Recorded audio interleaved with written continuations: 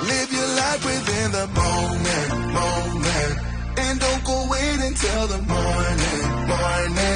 You never know when it is over. All that I know is we'll get older. So let us dance this night away.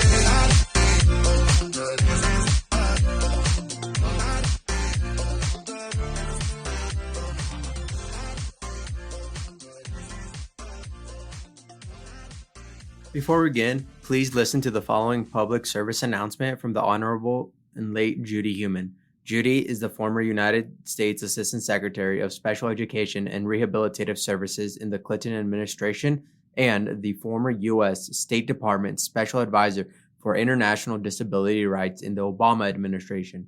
Recently, Judy starred in the Netflix documentary Crip Camp. Hello, my name is Judy Heumann. I'm here today to encourage you to please take your COVID vaccine. And if you have friends and family that haven't, please encourage them also. COVID is to be taken seriously. In addition to taking the vaccine, please use other protective methods. Wear a mask, use gloves, and sanitize frequently. If you need additional information and you live in Eastern Oregon, you can contact EOCIL. Thank you, and protect yourselves and the community. Welcome to Voices in Action, a podcast by Eastern Oregon Center for Independent Living, a global disability resource and advocacy center, and I'm your host for today's episode, Almir Perez. And over the course of season 2 and 3, we're going to be covering a variety of topics related to EOCIL's core priorities, which include but aren't limited to disability, actionable research, HIV prevention and harm reduction, and disability, two-spirit, and LGBTQIA plus advocacy and services. And if you'd like to know more about all the different services and programs that we offer, I encourage everyone to check us out online at eocil.org. And today we're going to be speaking with individuals with lived experience, leaders of global and local advocacy organization, and people responsible for developing and implementing policies that affect our daily lives. And we're going to be learning from each other along the way. And today I'm going to be speaking with Andrew Gurza regarding his lived experience and their trials and tribulations that they've gone through. Andrew, I thank you so much for being a part of this and, sharing some bit of your day to speak on our podcast. Thank you for having me. It's such a pleasure to be here. Yeah, awesome. So I kind of want to know, kind of an introduction. What is it that you essentially do or have been doing for quite some time now? Yeah, I'm a disability awareness consultant. So I'm a freelance consultant, and I do talks around queerness, disability, and sexuality, which I'm not sure when this is coming out, but I just did it for you back in June, right? That's right. Yeah, the beginning of June. I think we had EOCIL host a whole month-long celebration for Pride. So we had the pleasure to have you on there and give a quick history about what you do, all the great services. That's right. So yeah, I mean, that's a lot of what I do, and I've been doing that now for the last 12 years already. I finished my schooling. I went to school for 10 years to study law. And when I got out of school, I was like, oh, I don't want to do law anymore. I'm bored of that. I want to do something different. And I need a job, and nobody would hire me. So I kind of had to create a job for myself out of my lived experience being a disabled person. Mm-hmm. Okay. So Oh, sorry. I didn't mean to cut you off there. No, go ahead. I was going to say, so I haven't really looked too much into your background, just because I kind of like to have this really open, and it's for me to kind of share my ideas, because I come from a really closed, super conservative household and town where I grew up in. So a lot of my views that I have back then are completely black and white to what I have now. So in a lot of these episodes that I do with people, I try not to do too much research into it. That way I can have these genuine questions that are unique and not just kind of scripted. So with your disability, what is the disability? Yeah, sure. I live with spastic quadriplegic cerebral palsy, and cerebral palsy can show up in a lot of different ways for a lot of different people. Some people have mild CP, some people have more severe CP like me. So for me, my experience of CP means can't walk. I use a power wheelchair, and I need help with pretty much every aspect of my day, from getting up to getting dressed to having a shower to being having a meal. I need help with that. So Okay. that's And was this something from like birth, or is it something yeah, that happens throughout your lifetime? no, from birth. So I Mhm. was born with cerebral palsy back in May of '84. So I'm probably a little bit older than you. Back in May of '84. And so from that time, um, back in '84, they really didn't know what CP would look like and how it would affect my life.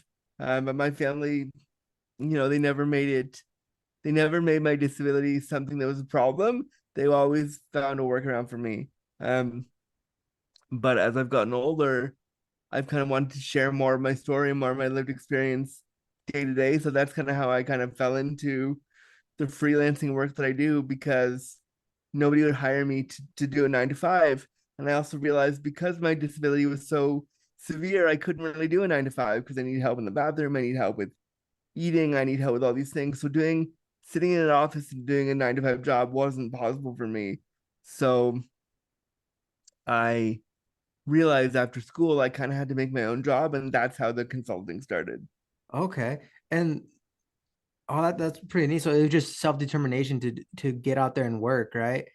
It was not even the want to work. It was like, gee, I gotta feed myself. I need money. Okay. How do I get money? Okay, I guess I better make a job. Um, it was wanting to it was wanting to have financial security more so than it was to like want a job per se. It was wanting to feel secure.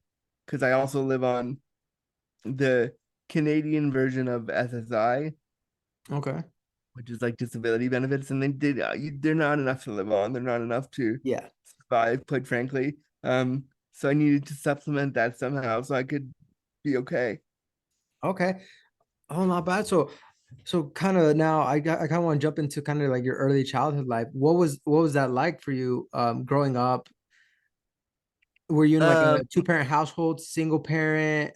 2 parents, my mom, my stepdad, and then 4 of us kids. My mom, when she had me, she was 31, didn't know anything about CP, didn't know anything about disability, and she kind of learned about it as she went.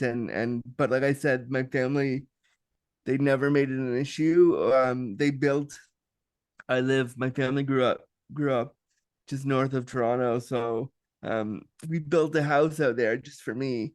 That was a Okay. bungalow that was designed specifically for my wheelchair so that I could get around into every room in the house. Um, and my stepdad's been around since I was 1 years old. So my family, like we never, my disability was never a problem, but it was always something that we had to navigate and figure out, but we always did. My Yeah. home life as a kid was very loving and very Mhm. open and very accepting. Oh, wow. And was there like a lot of like services or programs that your kind of parents were able to access easily, or did they have to kind of struggle to be able to get like certain things to help accommodate?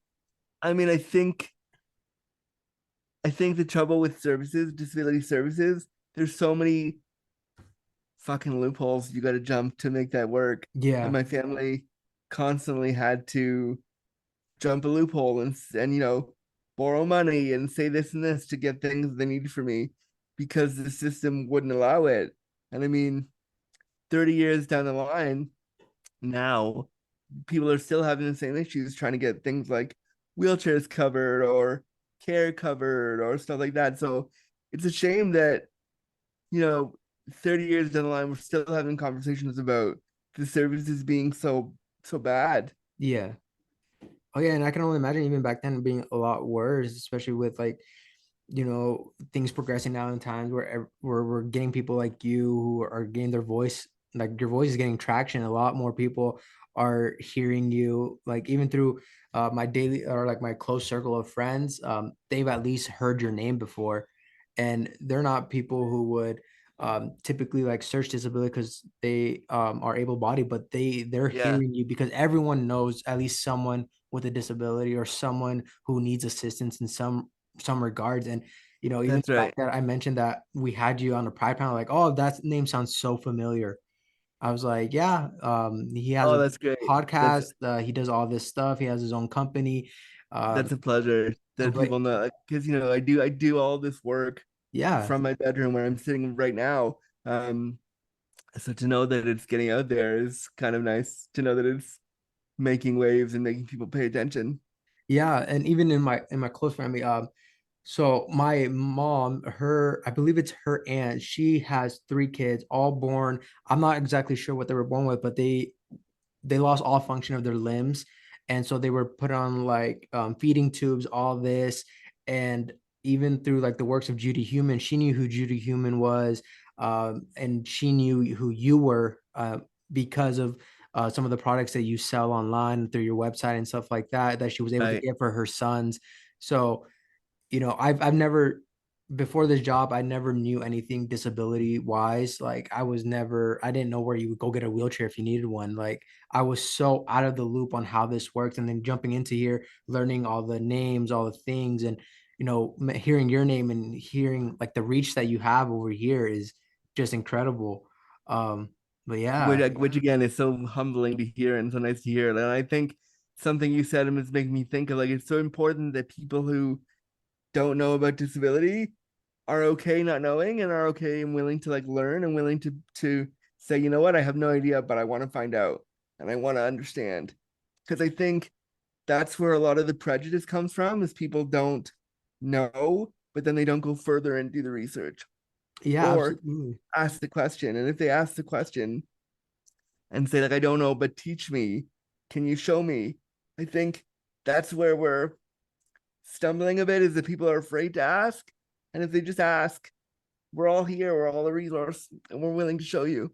Yeah, absolutely. Because I find myself in my daily life now, like if I go to a restaurant or if I go to like an office building, like the first thing I notice, like, oh, how is this accessible? Like, because before that was never something that crossed my mind or something like that. So now if I get to like a place that's like pretty tight or narrow, I'll be like, how can someone with a wheelchair or uses a power or a motor vehicle to get through here? How are they going to be able to do that? Or upstairs, downstairs, stuff like that. So that's something that now just naturally crosses my mind, being here at EOCIL, working here, that I never once before thought of. And even like some of the things that you offer on your site, some of the information or the products are just things that I would have never imagined or like believed to have existed. And I think, that's the part that makes me so happy, is that when you see somebody have that light bulb moment where they open their eyes and go, oh, I never thought about this, but now I am. Like, there's power in that. And I think that's my favorite part of all of this, is watching someone go, I never thought about it, but now I am. Because my belief is that one day, if we're lucky enough, all of us will experience disability in one way or another. And you want to have those light bulb moments before it happens to you, so you know where to go and you know what the resources are that you can access. Yeah, absolutely. So kind of like now just backtracking to like where before I went off on that tangent. Like so your early childhood life, did you attend like public schools or was everything just homeschool wise? Yeah, no, I went my mom was like, nope, not this kid's doing everything that everyone else is doing. And she made sure that I was in public school with all my peers, and I was in regular, normal, like, not not special ed classes or anything like that, just regular school. I had attending care workers with me all the time to make sure that if I need the bathroom or something, somebody's there. But for the most part, from my like grade from first grade to like college, no, before that, kindergarten to like college, I had a pretty standard um schooling experience. And my mom fought for that and was like, no, he's gonna be with all the other kids doing all the same stuff. We want Okay. him to have the same experience as everybody else. Let him go. And she really made sure that they didn't try to streamline me into a different type of education stream that wouldn't fit my needs. Okay. And were there any like points throughout your high school or middle school journey that you kind of wish you were homeschooled? Because I would assume there would be a lot of, I don't know, just like pressure. Ableism. Yeah. Yeah. I mean, there was. I remember when I started ninth grade and I moved him to high school, the first month of ninth grade in September, they took us to go see a Toronto Blue Jays game, which is if you live in Toronto, that back in like 1998, that was a big deal. Yeah. So all the kids were gonna go, but they said to my mom, "We don't have a special bus to take Andrew. Can you take him down there and go with them?" And she was like, "No, he's 14. He doesn't want to go with me. I don't want to go with him. I want him to have this experience with his friends. You figure it out." And so we created a petition that I had all the students sign, so they were forced to get me a bus Yeah. and forced to like include me with the other kids. Um, and so moments like that really happened. And so I brushed up against that ableism all the time. Another example is when I was in gym class one time, the gym teacher walked up to me in front of everybody and said, "Hey, so how long do you have to live?" And I was like, "I'm 15. What are you doing? This is embarrassing." Yeah. And I said, I don't have to answer that. And I like wheeled away. And then later in the day, the teacher like came back and was like, "Oh my God, I'm so sorry." But she made it all about her. And so yeah, to answer the larger question, like I've definitely bumped up against ableism when I was younger, and I do so now. But I try now that I'm almost 40, which feels really weird to say now that I'm Mhm. an old person. Um, I try to meet people where they're at and Mhm. say, like, okay, these people need to be educated. They need help.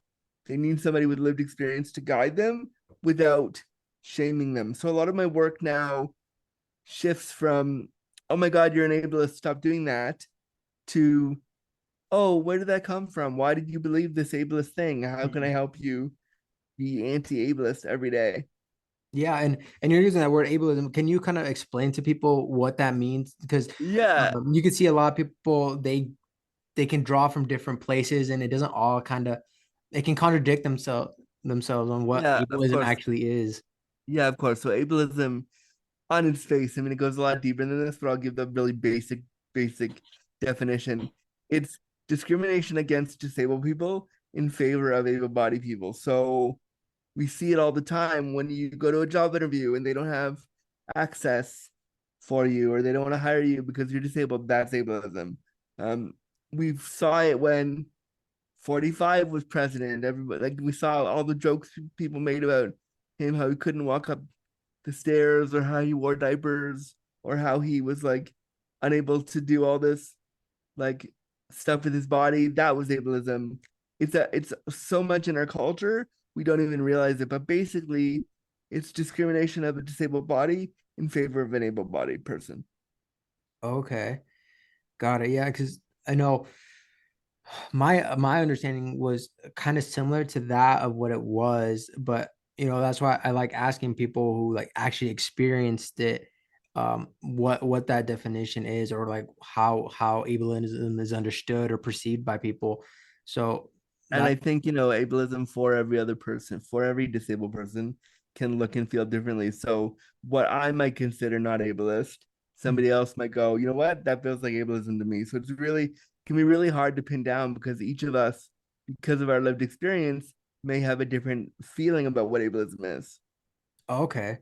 Got it. Okay. Well, thank you so much for giving that like quick rundown on what Of ableism is. course. And then so high school, that stuff. So how was college life? Was there any, was that a big hooray? Did you get sent out there again on your own, or do your parents College, know? yeah, college was a big shift for me. When I turned 19, I moved 6 hours east from my home to go to Carleton University in Ottawa, Canada, which is like the capital of Canada. So I went to the capital of the country, and I moved out there by myself. And I went to the only school in Canada at the time that offered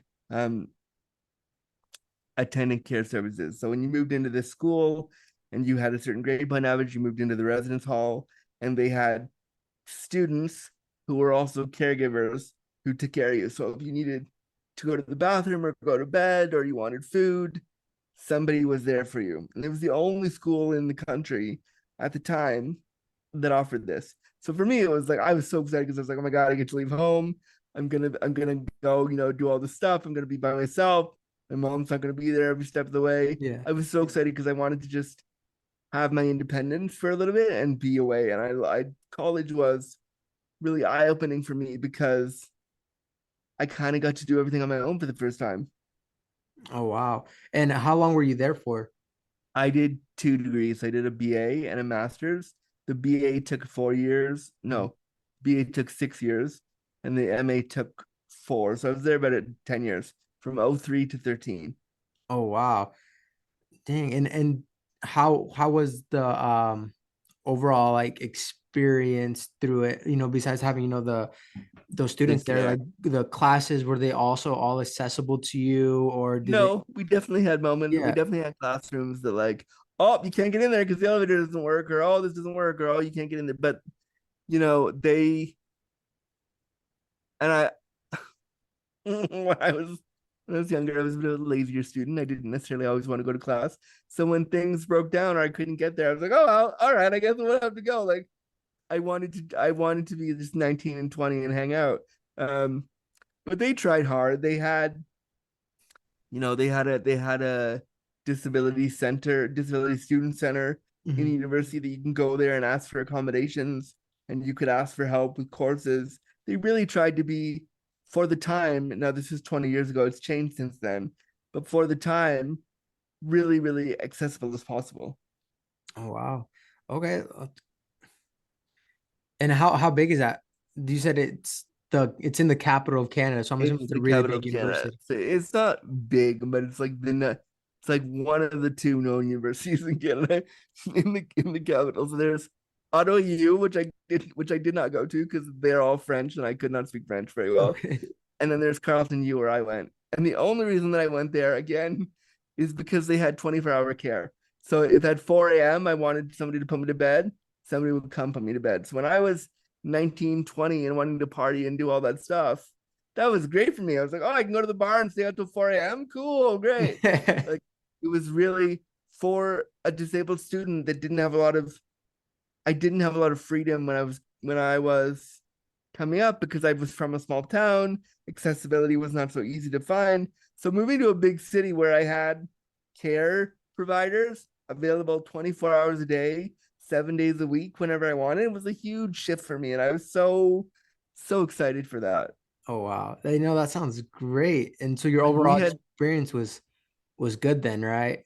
we had people that was so special, that kind of care model, that we had students from South Africa come stay, we had students from Japan come stay, because it had never been done all over the world. And so it really set the tone for like every university in every place should have this as part of their schooling, so that any student anywhere can go to any school they want without worrying about who's gonna help them in the bathroom.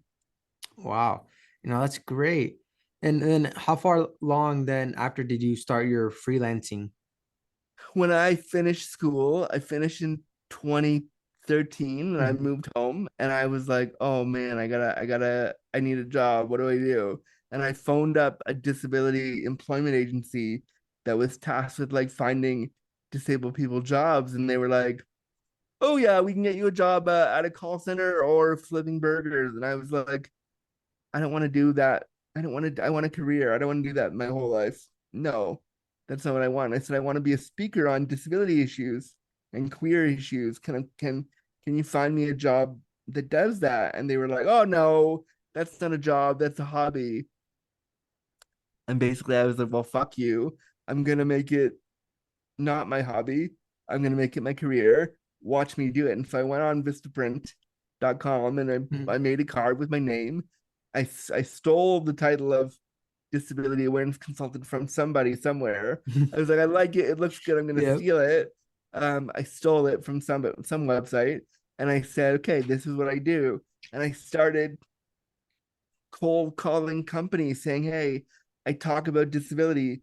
Can I come talk at your event? Can I write for you? I cold email Huffington Post, their queer newsletter, and said, can I write some articles for you? I have stories about me trying to access sexuality. Can I just write for you? Having no experience, having no idea what I was doing. I just said I wanted to talk about this. And so Yeah. really I created my career out of nothing because I just was like, this is not fair. I'm gonna make this if you don't think I can do it, I'm gonna make it my job. Yeah, and how did those first kind of like once you did get that call back that to speak, what did those look like? Have they changed over time to what you speak about now? Or is it kind of like the same I content? mean, yeah, I mean, a lot of it is the same content. What I gave to EOCIL for Pride was pretty much my standard one that I give to everyone. Hmm. But for every talk that I do, I've talked about disability in healthcare, in hospital settings. I've talked about how to make your businesses accessible. I've talked about how to make your pride accessible. Like I've done so many different things, but it all centers around I'm disabled. Here's my story, and I try to keep it really personalized to me because every other disabled person is going to have a different story. And so what they're hiring me for is for me to share my lived experience, and to share my story because they could hire another disabled person and get a whole different story. But a lot of these companies, they want me for their disability, equity and inclusion panels. So the minute I say that I'm queer and disabled, they go, "Wow, that's great. We'll hire you." And so I love that because then I get paid to just talk about my life. So sure, I'll Yeah. do that.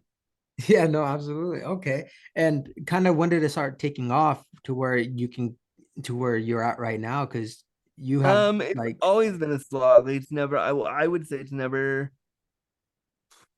because I'm working all the time. For me, it doesn't feel like it's ever taken off. Like I'm yeah. never not. But I had the opportunity to do a documentary in 2017 about my life called Picture This. I think it's on Amazon Prime for you guys. So it's about my life being queer and disabled.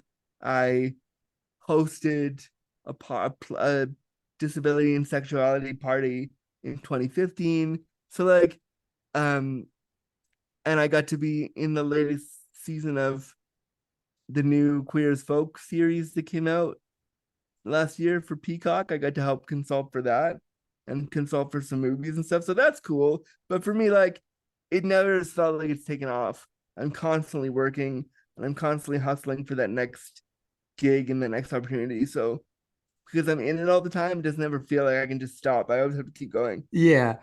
Okay. And but is there like a certain goal that you want to reach with it? Like what's your overall, yeah, and you might not Uh, even have one. You might just want to do it forever and ever, never I stop. mean, Or I I've reached a point now where I've talked about sex and disability for so long.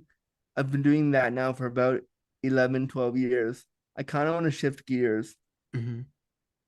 where I wanted to go. I mean, I want to shift gears. I want to do stuff outside of sexuality because there's so much more to it that I want to talk about. I also on my social media, I talk about just the lived experience, day to day, the lived experience. Sometimes I have grief that I can't walk.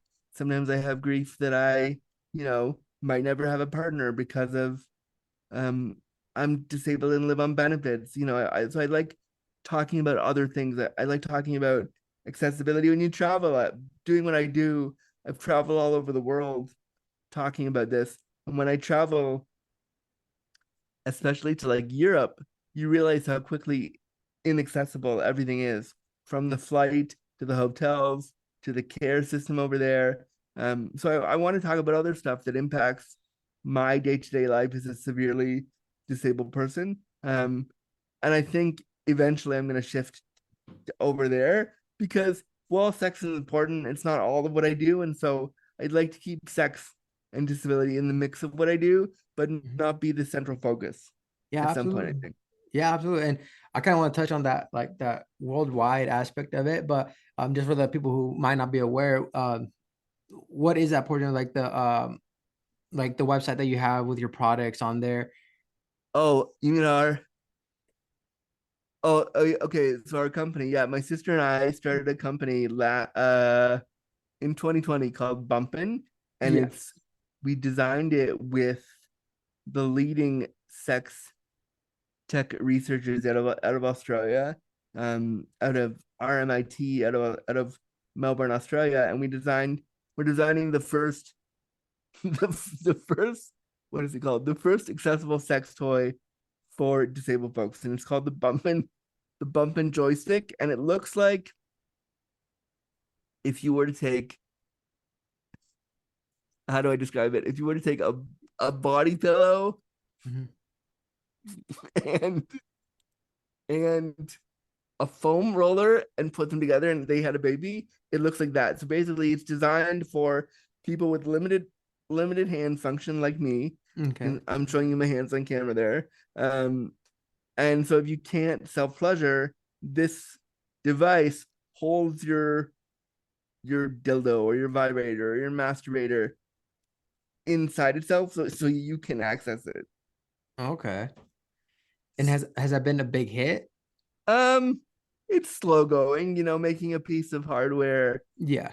My sister and I are not designers by any stretch of the imagination. So when we agreed to do it, we were like, "Oh yeah, it'll be so great!" And then we very quickly realized how hard it was. Plus, we launched right as COVID hit Okay. everybody.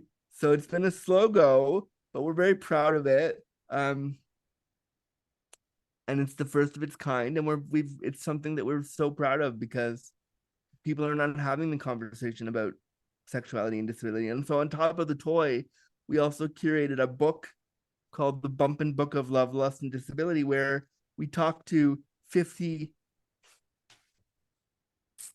we talk to 50 disabled folks all over the world, including myself, and ask them, what does sex and disability feel like for you? So whenever we talk about sex and disability, we usually stop with, how do you have sex? That's usually the question I get all the time. How do you do it? And so I'm always saying, well, no, we should be talking about, how does it feel to have sex as a wheelchair user? How does it feel to have sex when you're in pain, with chronic pain? So this book we wrote delves into the I lost my train of thought there. It delves into the book delves into the stories around sex and disability that we never hear. So much of the questions are, how do you have sex? and this where did the giggles come from? Hang on, sorry. No Hang on. worries. Let me take it again. You think I would know how to do this by now? This is what I do all the time, and I'm now losing it for no reason. It's been a long day. Okay, so the book delves into all the stories around sex and disability that we never hear. Yeah, like chronic pain and sexuality, wheelchair using and sexuality, sex work and disability. And so we're so proud that our company has started a conversation around that isn't really happening right now. And to Okay. have a product like that in the world, the bump and joystick, we're so proud of it. We would love for people to, if they have the means or if they have the desire to have a toy that's built for people with hand limitations, we'd love for them to have a look at it. They can go to our website at getbumpin.com to order a toy if they want. Or if you're non-disabled and you're listening and you want a toy or you want to get one for a friend, you can do that there as well. Okay. Yeah, no, that's awesome. Because yeah, I think the first time I ever heard about that, or like, not just like your part, but the term just like a disability sex toy in general was when you were on the panel.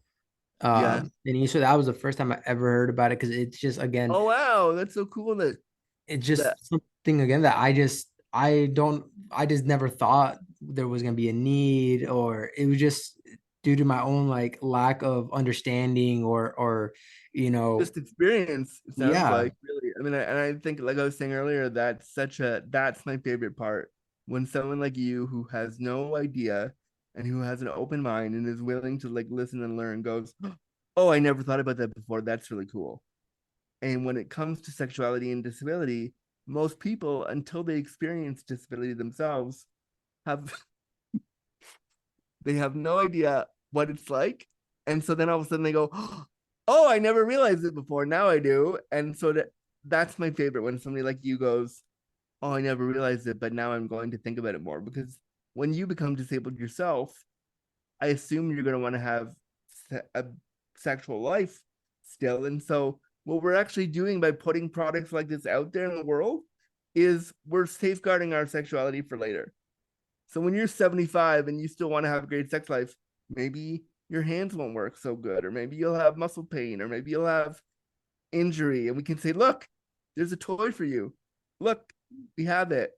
Yeah. Yeah, no, that's great. Yeah, no, that's wonderful thing. And yeah, like it just really did open my eyes to like not only that, but like what else am I just overthinking or overlooking that, could benefit other people or that could be Yeah, really crucial or instrumental for people's lives to, live a complete whole happy life, right? yeah. Yeah, and then so kind of not going back up to the worldwide thing, what areas then have you gone to that do help like immensely, are really supportive, are really accessible to people with disabilities?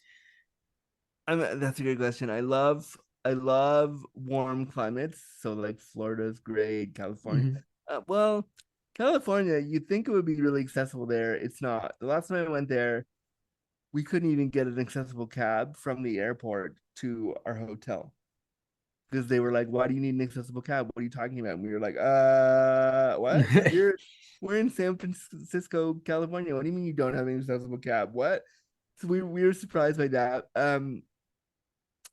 I would say everywhere that I go has its own issue with accessibility Okay. because we don't see disabled people in our commercials, in our TV, on our ads every day. We don't see them in our world every day. So all of a sudden, when they show up, people go, "Oh no, what do we do?" Or, when it comes to like transit in different parts of the world, disability transit is so underfunded. They don't get enough money to run paratransit buses or so. I don't know what it is like over there, but I'm sure if I was in Oregon right now and I called in and said I need a cab, they'd be like, "Oh yeah, you'll get one, maybe, but in 4 hours though." So it's like it really depends on the city, but they all have their own problems. Like LA wasn't great either. Florida has its own problems. Toronto, where I live, has issues too. It's really underfunded everywhere. It doesn't matter where you go, really. Okay. And what do you think are maybe some like steps that that could be taken, or like what do you think kind of needs to But happen, just having but more people who are disabled, like, running that stuff, yeah.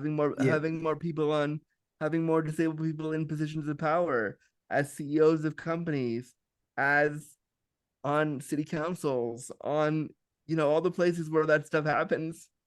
We need to see these people not as like one-time goers, but all the time. Like, and the problem with that is that none of these people that make all these decisions realize that one day they're going to be disabled too.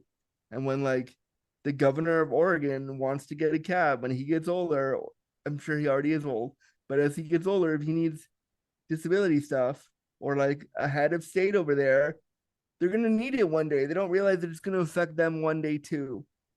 Yeah. And if they start thinking of the mindset that one day this could be me, not could be, one day this will be me, what can I do to make it better right now? That would change everything. Oh yeah, absolutely. And then so kind of like what steps, I know you've done a lot of work with like disability advocacy. What steps have you kind of done um like in terms of promoting or like telling people where to go to help support? I just tell my story. I try not to say go here or do this. I Mhm. just say things like, because with my company, with my company, I am the chief disability officer of our sex toy company. And that's not a title that you hear very often. So I'm saying to companies, hire disabled people and put them in positions of power and let them make decisions for you and let them use their lived experience to change the face of your company. I mean, that's really all I say is like put disabled people everywhere. Put them in your podcasts, in your TV, in your pride panels, put them everywhere. And that's why I love, doing work for you and for EOCIL because your whole job is to talk about that stuff. And I also really appreciate that a lot of places don't have disability there. And so I'm like, great, this is a great opportunity for you to start doing that. Well, yeah, no, absolutely. That's great. Okay. And now I kind of want to go back into it then, coming back through your pride panel stuff, you're really open about who you are, your sexuality, your identity. Yeah. Were you always like sure about who you were, or was it like growing up you kind of hid it or didn't know it until later Oh no, down? I hid it, but Yeah. I knew from when I was 6 years old. I knew. I was like, oh, I like boys, and I like boys in a way that the other boys don't like boys. What's going on here? This is weird. I knew from a very young age that this is who I was. Um, and I was afraid when I came out, and I tell the story in the Pride panel. But I was afraid to come out because when I came out 24 years ago now, my goodness, um, it was 1999, and the conversation around queerness was not as open as it is today. So everything I saw was, if you come out, you're gonna get kicked out of your house. Your family's gonna disown you. You're gonna have nowhere to go. And I was like, well, great. I am really, really disabled. How am I gonna come out and tell this story? So when I came out, I didn't tell my mom for like months and months, and I pretended that I had a crush on Nev Campbell from back in the day, and I was like, "Oh yeah, I want her to be my girlfriend for sure." Huge lies. And so one day, I was being all like a teenager and being super morose, and my mom goes, "Well, what's wrong? Are you gay or something?" And I went, "Uh, yeah." And she went, "Oh." And so my mom is a hippie from the 70s, and she's lived all over the world. And so the minute I told her I was gay, she went, "That's cool. Do you like the guy or the girl?" Then I was like, "Obviously the guy." And she was like, "Great." And so she right away was very open and was had no problem with it. But I was upset because I was like, how do I be gay and disabled? How do I do this? Okay. And what kind of then challenges did that bring? It was the challenges very quickly became, when I first came out, I just kept saying I was gay to everyone because I was like, that's cool. But then when I moved away to school and started wanting to go to gay bars and wanting to have sex with men and wanting to do all this stuff, I realized very, very quickly that, oh, the bars are not accessible. Gay men don't know how to handle disability. The ableism that I experienced right away was like, whoa, how do I deal with this? And how about your father? Did he take, or your stepdad, did he, how was he with you coming out? My stepdad was in The Lion King when I came out, so he's an actor, he's a musician, he's been around artistic types his whole life. So when I came out, he was really open about it. But again, it's I think it's harder for men when their sons come out and say I'm queer. They don't like there's no handbook for them on how to deal with that. Yeah. So he was just shy. He didn't want to offend me or say the wrong thing. Yeah. So I remember one day we were in the car and he goes, so you're gay, hey? And I went, yeah. And he goes, okay, cool. And that was it. Like, that was it. It was so it was like two guys just talking about it, and that was it. And he was always very open. He never was afraid of it. It never scared him. And he's been very supportive. Okay. That's awesome to hear. And so where did you go then for like if you needed someone to talk to about it or like the disability during that time, like where did you lean to or how did you handle all that ableism? I I I didn't. I just dealt with it. I was in college. I had friends. I had girlfriends, and so I would just be like, "Oh my god, this guy's a fucking asshole." No, no, no, no. Here's the story. But did I have a community to go to? Not really. No. Like when I was in school, I remember the first year of the drag show. I wanted to do the college drag show. I was like, I want to be a part of it, and I told them I wanted to do it. I went to the LGBTQ center and I said I want to do the drag show, and they said, "Oh, we can't get a ramp. We don't think you should do it." And I said, "Well, that's discrimination. You have to let me do it. It's discriminatory if you don't." And I made them get me a ramp, and they were very upset to do it. So I learned pretty quickly that this community that says love is love all the time Mhm. doesn't actually really know how to handle disability, and it's not their fault. But as I'm sure you understand, the queer community is very racist, very misogynistic, can also be very ableist too. And until you live that experience, you don't realize that until you're in the middle of it. Okay. Yeah, no, those are just like things that I'm like learning just from hearing you. Like I would have never assumed like that would have been the response, not wanting to get a ramp. Oh, Like, I couldn't believe it either when it was happening to me. I was like, what do you mean? You're the queer center. What do you mean you're not going to make it accessible for me? That's not fair.